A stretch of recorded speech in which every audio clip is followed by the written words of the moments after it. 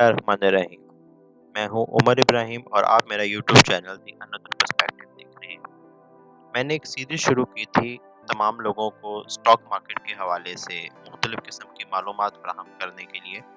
तो उसका दूसरा हिस्सा मेरा लेक्चर नंबर 2 आज आपकी खिदमत में हाज़िर है। इससे पहले मैंने आपको बताया था कि स्टॉक मार्केट का बैकग्राउंड क्या है और स्टॉक मार्केट वर्क किस तरह से करती है, इसके कंपोनेंट्स क्या-क्या हैं। और प्राइमरी मार्केट में सेकेंडरी मार्केट में क्या फ़र्क होता है। इसके साथ ही साथ एक कंपनी स्टॉक मार्केट पे लिस्ट होने से पहले किन-किन फ़ेज़ेज़ से गुज़रती है, इन तमाम चीज़ों के बारे में मैंने आपको बताया। उसका अगला हिस्सा मैंने बनाना था कि स्टॉक मार्केट के ऊपर इन्वेस्ट किस तरह से किया जा सकता है। लेकिन उससे पहले मैंने फ़ैसला किया कि मैं स्टॉक मार्केट के हवाले से एक लेक्चर दूँगा जिसमें मैं बताऊँगा कि बहुत ज़्यादा लोग क्यों कतराते हैं स्टॉक मार्केट पर इन्वेस्ट करने से, उनके ज़हन में क्या-क्या मिथ्स हैं इस हवाले से। तो हम यहाँ पर स्टॉक मार्केट के हवाले से कुछ मिथ्स और उससे जुड़ी हकीकतों से यानी रियलिटीज़ के हवाले से हम बात करेंगे। तो आइए आज का लेक्चर नंबर 2 शुरू करते हैं। तो हम यहाँ बात करेंगे मिथ्स वर्सेस रियलिटीज़। सबसे पहले जब भी कोई इंसान सोचता है स्टॉक मार्केट पे इन्वेस्ट करने से पहले तो उसके ज़हन में बहुत ज़्यादा ख़्यालात आते हैं। मिसाल के तौर पर सबसे पहला ख़्याल उसके ज़हन में ये आएगा कि क्या स्टॉक मार्केट पे इन्वेस्ट करना इस्लामिक पॉइंट ऑफ व्यू से जायज़ है या नाजायज़, हलाल है कि हराम, या वो ये समझता है कि स्टॉक मार्केट तो एक सट्टा है, एक जुआ है।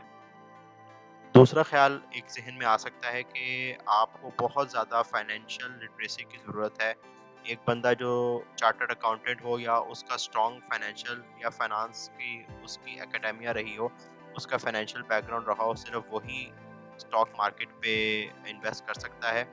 तीसरा ख़्याल जो उसके ज़हन में आएगा वो ये कि स्टॉक मार्केट में इन्वेस्ट करने के लिए आपको लार्ज कैपिटल यानी एक बड़े सरमाए की ज़रूरत है।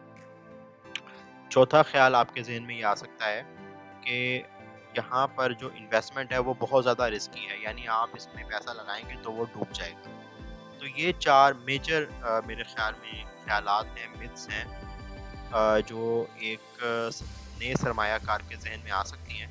तो आज हम एक-एक करके इनको डिस्कस करेंगे और उनसे जुड़ी सही मालूमात मैं आप तक पहुँचाने की कोशिश करूँगा। तो सबसे पहले बात आती है, क्या ये हलाल है या हराम? मिसाल के तौर पर 4 दोस्त लूडो खेल रहे हैं और वो लूडो को उसके जेन्युइन असूल के मुताबिक खेलेंगे तो उसमें कोई ऐसी बात नहीं होगी कि उसमें कोई बुराई हो। लेकिन अगर आप उसपे जुआ लगाना शुरू कर देंगे तो वो एक हराम चीज़ या नेगेटिव में चली जाएगी। स्टॉक मार्केट भी बिल्कुल ऐसे ही है। अगर आप फेयरली इसमें प्ले करेंगे, इसमें इन्वेस्ट करेंगे तो वो जायज़ है, और अगर आप इसका गलत तरीके से इस्तेमाल करेंगे, इस पे सट्टा लगाएँगे या इस पे इसको जुए की तरह खेलेंगे तो एक तो वो गलत होगा और मॉरली भी और एथिकली भी, और दूसरा आपके नुकसान के चांसेस भी बढ़ जाएँगे।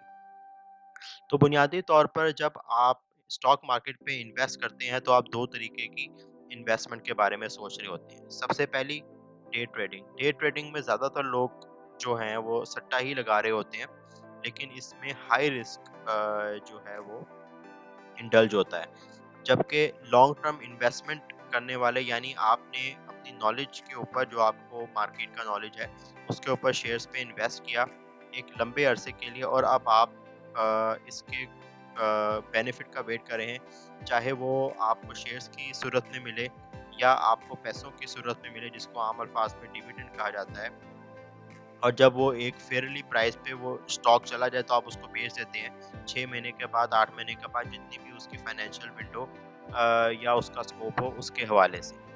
तो 2 तरीके की ट्रेडिंग यहाँ पर हो रही होती है। एक होती है डे ट्रेडिंग, यानी आपने एक ही दिन में स्टॉक खरीदा और बेच दिया।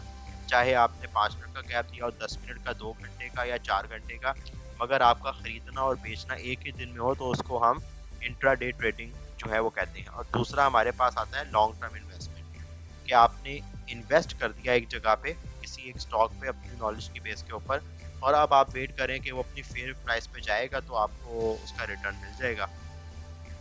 तो डे ट्रेडिंग में जैसा कि आप यहाँ पर स्लाइड पे देख सकते हैं कि आपने अपनी पोजीशन को होल्ड करके रखना है टाइम टू टाइम, यानी एक ही दिन के अंदर एक ही डेट में आपने उसको होल्ड करना, चाहे 10 मिनट के लिए, चाहे 1 घंटे के लिए या 2 घंटे के लिए।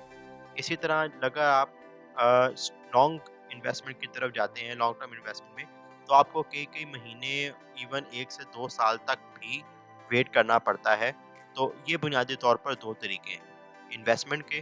तो जब सट्टे की बात आती है तो वो ज़ाहिर है, जैसे ना मैंने आपको मालूमात दी, वो डे ट्रेडिंग में ही पॉसिबल है, जबकि लॉन्ग टर्म इन्वेस्टमेंट्स में पॉसिबल नहीं है। तो अगर एक शख्स इन्वेस्ट करना चाहे तो ऑब्वियसली अगर वो सट्टे से बचेगा तो वो लॉन्ग टर्म इन्वेस्टमेंट की तरफ ही जाएगा।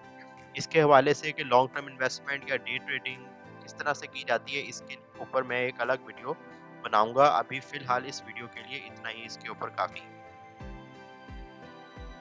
थोड़ा-सा और डिफ़रेंस हम देख लेते हैं कि बेसिकली स्टॉक्स या इक्विटी मार्केट में इन्वेस्टमेंट करने से या कन्वेंशनल फ़िक्स्ड डिपॉज़िट्स में इन्वेस्ट करने में फ़र्क क्या-क्या है।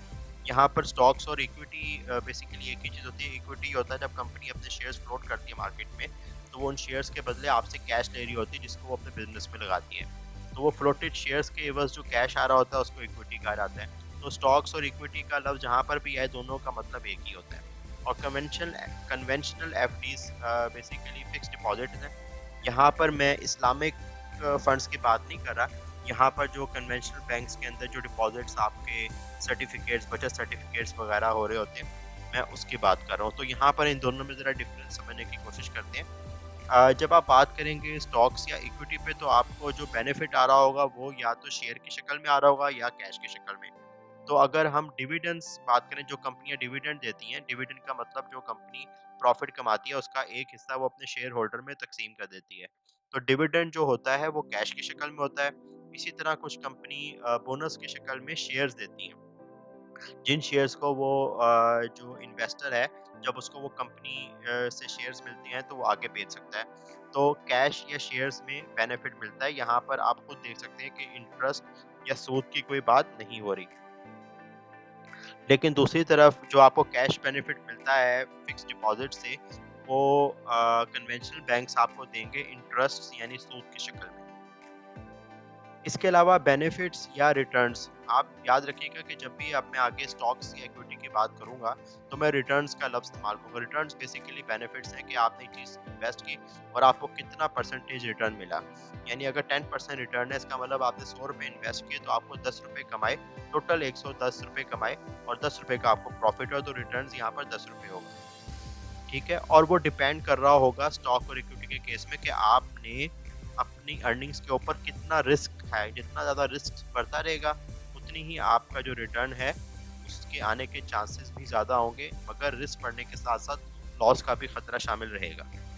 जबकि दूसरी तरफ अगर हम कन्वेंशनल एफडीज़ की बात करें या फिक्स्ड डिपॉज़िट्स की, तो वहाँ पर फिक्स्ड अर्निंग होती है और ज़ीरो या तकरीबन ना होने के बराबर या बहुत ही मिनिमम रिस्क होता है। आप स्टॉक मार्केट के ऊपर इन्वेस्ट करते हैं अपने नॉलेज के एतबार से, जो आपने कंपनियों को स्टडी किया होता है उसके एतबार से।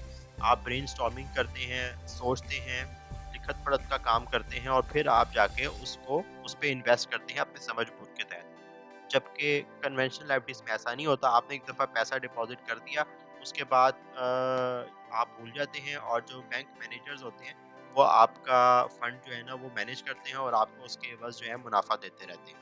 तो ये बुनियादी तौर पर कुछ लोगों के कॉन्सेप्ट्स थे, वो मैंने यहाँ पर क्लियर करने की कोशिश की है कि स्टॉक और इक्विटी के अंदर एक तो सूद नहीं होता, दूसरा आपको जो रिटर्न मिलता है वो डिविडेंड बेस मिलता है या बोनस बेनिफिट मिलता है। अच्छा, इसके साथ ही साथ आप जब आप इन्वेस्ट करने जा रहे होंगे तो आप खुद से भी फैसला कर सकते हैं कि आपने किस-किस कंपनी के ऊपर इन्वेस्ट करना है। मिसाल के तौर पर अगर आपको खतरा है कि यार अगर मैं ये वाली कंपनी में इन्वेस्ट करूँगा और ये जो पैसे कमा रही है वो जायज़ तरीके से नहीं कमा रही, तो आप वहाँ पर इन्वेस्ट ना करें। जैसे कि बहुत ज़्यादा लोग हैं वो कमर्शियल बैंक्स के शेयर्स नहीं परचेज़ करते, क्योंकि वो ये समझते हैं कि ये बैंक्स जो हैं वो सूद के निज़ाम के ऊपर चल रहे हैं, तो आप वहाँ से बच सकते हैं। लेकिन अगर आप किसी भी और कंपनी में इन्वेस्ट करेंगे तो रिटर्न आपको सूद की शक्ल में नहीं मिलेगा। वो आपको आपके मार्केट शेयर की प्राइस के एवज़ या डिविडेंड या बोनस की शक्ल में मिल रहा होगा। यानी कि 3 तरीके से आप पैसे कमा सकते हैं। एक, जब शेयर की प्राइस बढ़े तो आप बेच दें, वो आपको जितना कैपिटल आएगा उसको कैपिटल गेन बोलेंगे। जिस तरह बिल्कुल आप ज़मीन पे पैसा लगाते हैं, ज़मीन की वैल्यू बढ़ती है, आपसे बेच देते हैं। इसी तरह ही आप स्टॉक मार्केट का में आप स्टॉक रखेंगे, उसकी वैल्यू बढ़ने पे बेच देंगे। या आपको कंपनी खुद अगर वो प्रॉफ़िट में जा रही होगी तो डिविडेंड या बोनस की शक्ल में आपको बेनिफिट दे रही होगी। तो ये सिंपल सा एक कॉन्सेप्ट था। इसके बाद मिथ नंबर 2 आ जाता है और वो ये है कि आपका एक मजबूत फाइनेंशियल बैकग्राउंड होना चाहिए। आप चार्टर्ड अकाउंटेंट होने चाहिए या आप इकोनॉमिस्ट होने चाहिए तो ही आप इन्वेस्ट कर सकते हैं। ये भी बिल्कुल एक मिथ है। अगर आप एक अच्छी कॉमन सेंस रखते हैं और आप पढ़ना जानते हैं, चाहे आपको टर्म्स के हवाले से अभी इतना नॉलेज नहीं है, तो थोड़ी बहुत स्टडी करके आप उसके हवाले से मज़ीद गहराई में जो है वो जा सकते हैं। यहाँ तक कि बहुत ज़्यादा लोग पाकिस्तान के अंदर ऐसे भी इन्वेस्ट करते हैं जिनको कोई फाइनेंशियल टर्म्स का या कोई उनका फाइनेंशियल बैकग्राउंड नहीं होता या उनकी तालीम भी बहुत कम होती है। इसके बावजूद भी वो अच्छा खासा पैसा इंट्राडे ट्रेडिंग के हवाले से कमा सकते हैं। लेकिन अगर आप के पास नॉलेज है, आप एक अच्छी स्टडी रखते हैं, तो थोड़ी बहुत फाइनेंशियल बैकग्राउंड के हवाले से, टर्म्स के हवाले से आप पढ़कर, उनके बारे में जानकर एक अच्छी इन्वेस्टमेंट जो है अपनी स्टॉक मार्केट की अपनी पसंदीदा कंपनी में वो बुक कर सकते हैं। तो सबसे पहली चीज़ ये होती है कि आपको हाई एंड फाइनेंशियल लिटरेसी की यहाँ पर ज़रूरत नहीं है और आप एक कॉमन सेंस के तहत जो है पैसा यहाँ से कमा सकते हैं। और आपने सिर्फ ये करना है कि आपने जिस तरह से आप एक घर खरीदते हैं और उस घर को खरीदने के हवाले से जो चीज़ें आपके जहन में आती हैं कि उस घर का साइज़ कितना है, किस इलाके में है, इस इलाके में ज़मीन की कीमत क्या चल रही है, इलाके के एतबार से क्या घर का साइज़ ठीक है कि नहीं, फ्यूचर में ज़मीन की वैल्यू बढ़ेगी या कम होगी, पिछले 5-6 सालों में वैल्यू क्या रही है, ये सारी चीज़ें जब आप देखेंगे लैंड पे इन्वेस्ट करने से पहले, सिमिलरली इसी से मिलती-जुलती चीज़ें जो हैं वो आप देख रहे होंगे अपना शेयर खरीदने से पहले। तो आखिरी चीज़ कि अपनी ट्रेड को आपने एज़ सिंपल एज़ पॉसिबल रखना है, ज़्यादा कॉम्प्लेक्सिटी में नहीं पड़ना, मोटी-मोटी चीज़ें देख लेनी है और ट्रेंड्स देखने के उसका स्टॉक का प्रीवियस ट्रेंड और आगे फ्यूचर ट्रेंड क्या हो सकता है और आपने इन्वेस्ट कर देना है। तो जब आप इतना मोटी-मोटी चीज़ें जब आप देख लेंगे तो आपको लाइट मिल जाएगी कि आपने अब किस डायरेक्शन में आगे चल के अपनी इन्वेस्टमेंट को बनाना है। अच्छा, स इसके हवाले से दूसरी चीज़ ये है कि जब आप किसी स्टॉक में इन्वेस्ट कर रहे होते हैं बिलख़ुसूस अगर आप इंट्राडे ट्रेडिंग कर रहे हों या लॉन्ग टर्म इन्वेस्टमेंट कर रहे हों तो 2 से 3 किस्म के एनालिसिस जो है ना आप कर रहे होते हैं। सबसे पहले और सबसे कॉमन तरीका है आप उसकी फाइनेंशियल रेशियोज़ को स्टडी कर रहे होते हैं। जैसे कि EPS, earning per share, PE ratio, price earning ratio, ROE, return on equity, ठीक है, PB ratio, price to book value ratio, dividend pay out ratio, ये सारे रेशियोज़ आप देख रहे होते हैं जिसके ऊपर मैं एक अलग से वीडियोस बनाऊँगा। दूसरा एनालिसिस होता है फंडामेंटल एनालिसिस यानी आप किसी कंपनी की PL and sheet, profit and loss sheet देख रहे होते हैं, उस कंपनी के हवाले से देख रहे होते हैं, उसके पिछले 5-6 साल कैसे जा रहे हैं, उसकी आने वाले वक़्त में गुड न्यूज़ है कि नहीं, वो कंपनी जिस सेक्टर से बिलॉन्ग कर रही है, वो सेक्टर ओवरऑल कैसा जा रहा है, फ्यूचर में वो सेक्टर कैसा जाएगा, उस कंपनी की अपनी इकोनॉमिक कंडीशंस कैसी हैं, ये सारी बातें आपको एनुअल या मंथली या क्वार्टरली रिपोर्ट्स के अंदर मिल जाती हैं। इसके अलावा आप बैलेंस शीट जो निकालेंगे तो आपको ये पता चल जाएगा कि कंपनी कितने कर्ज़ों में डूबी हुई है और उसके इनफ्लोज़ या आउटफ्लोज़ कितने हैं। तो ये 2 से 3 शीट्स आप उस कंपनी की डाउनलोड करेंगे और आप एक अच्छा फंडामेंटल एनालिसिस जो है ना वो कर पाएँगे। तीसरी चीज़ होती है टेक्निकल एनालिसिस जो बहुत ज़्यादा इस्तेमाल होती है इंट्राडे ट्रेडिंग में। कि जस्ट आपके सामने ग्राफ्स आ रहे होते हैं कि एक स्टॉक की वैल्यू अभी कितनी है, इससे पहले कितनी थी, पिछले 5-6 दिनों में कितनी जा रही है, फ्यूचर में क्या हो सकता है। तो उस ग्राफ को देखते हुए आप कुछ थोड़ा मोटा-मोटा एनालिसिस करते हैं और डिसाइड करते हैं कि आपने इस स्टॉक को खरीदना है या बेचना है। तो ये 3 डिफरेंट एनालिसिस हैं जिसका इस्तेमाल करते हुए जो आप फैसला करते हैं अपनी स्टॉक की परचेज़ या सेल के हवाले से। और इन तीनों एनालिसिस के ऊपर मैं एक वीडियो बनाऊँगा अलहदा से। अभी यहाँ पर जस्ट आपको समझाने के लिए यहाँ पर दिखाया गया। अच्छा, उसके बाद जो मिथ नंबर 3 आता है, वो ये आता है कि आपको बहुत बड़ी सरमायाकारी की ज़रूरत है। जैसा कि मैं पहले आपको बता चुका हूँ कि आप ये एक मिथ है इंसान हमारे ज़हन में आता है कि भई शायद कोई 5-6 लाख रुपए से इन्वेस्टमेंट शुरू होती है, बल्कि ऐसा नहीं है। आप खुद मार्केट में देखें, आपको 8, 9, 10 रुपए के भी शेयर्स, इवन 4-5 रुपए के भी पर शेयर जो है ना वो डिफरेंट कंपनीज़ के मिल सकते हैं। तो आप एज़ मिनिमम 25,000 से जो है ना अपनी इन्वेस्टमेंट स्टार्ट कर सकते हैं। आपने स्मार्टली प्ले करना है। जो मैंने प्रीवियस एनालिसिस आपको बताया, इनमें से किसी एक एनालिसिस को पकड़ लें, उसको जो है उसके ऊपर होमवर्क करें और आपको पता लग जाएगा कि आपने किस स्टॉक में इन्वेस्ट करना है। और थोड़ा-सा इंटेलिजेंटली अगर आप प्ले करेंगे, तो आप थोड़े पैसे में एक बेहतर और फाइन रिटर्न जो है ना वो हासिल कर पाएँगे। मिथ नंबर 4, कि हम समझते हैं कि शायद स्टॉक मार्केट बहुत ज़्यादा हाई रिस्क इन्वेस्टमेंट है। इसमें अगर आप इन्वेस्ट कर देंगे तो आपके पैसे डूब जाएँगे, जो कि बादियुन नज़र में या प्राइमा फेसाई में तो लग रहा होता है ऐसा, लेकिन अगर आपने लॉन्ग टर्म इन्वेस्टमेंट के ऊपर जाएँ, लंबे अरसे के लिए पैसा डालें, तो आपको एक अरसे के बाद, चाहे वो 8 महीने हो, 1 साल हो, आपको एक अच्छा रिटर्न मिल सकता है। तो आपने स्मार्टली अपने मूव्स करने हैं और अपने रिस्क को मिनिमाइज़ करना है डिपेंडिंग अपॉन योर नॉलेज। और आपने पोर्टफोलियो बेस्ड इन्वेस्टमेंट करनी है। ये मैं आपको बताऊँगा पोर्टफोलियो क्या होता है अगली वीडियो में, कि आपने नंबर ऑफ कंपनीज़ जिनका ताल्लुक डिफरेंट सेक्टर से हो, आपने सेलेक्ट करनी है और उनमें थोड़ा-थोड़ा पैसा डाल देना है। तो आपका रिस्क लेवल मिनिमाइज़ हो जाएगा और रिटर्न लेवल एवरेज के एतबार से इम्प्रूव हो जाएगा। तो पोर्टफोलियो कैसे बनाएँगे, ये मैं आपको आने वाली वीडियोज़ में बताऊँगा। इसके अलावा आप जितना डाइवर्सिफ़ाई करेंगे, जितना प्लेंटी ऑफ एरियाज़ में इन्वेस्ट करेंगे, उतना आपका रिस्क कम होगा और आपको स्टेबल रिटर्न्स जो है ना वो मिलेंगे। उसके बाद सबसे पहले आपको कोशिश ये करनी चाहिए, अगर आप न्यू इन्वेस्टर हैं तो आपको नॉलेज बेस के लिए जो एनालिसिस मैंने आपको पीछे बताया है, उनमें से किसी एक को पकड़ के लॉन्ग टर्म इन्वेस्टमेंट की तरफ जाएँ और अवॉइड करें डे ट्रेडिंग को, क्योंकि डे ट्रेडिंग में अगर आपका नॉलेज उतना ज़्यादा नहीं है, तो आप नुकसान करेंगे। इसीलिए आपने अपने रिस्क को कम करना है, तो आपने नॉलेज बेस्ड जो है ना लॉन्ग टर्म इन्वेस्टमेंट पे जाना है और पोर्टफोलियो के मुताबिक जो है ना इन्वेस्टमेंट करनी है और अपनी इन्वेस्टमेंट को डाइवर्सिफ़ाई करना है।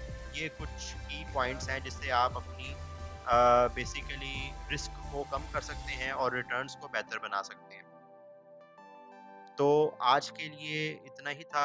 अगले लेक्चर में मैं आपको बताऊँगा कि आपने कैसे आप स्टॉक मार्केट की में इन्वेस्टमेंट जो है ना वो स्टार्ट कर पाएँगे।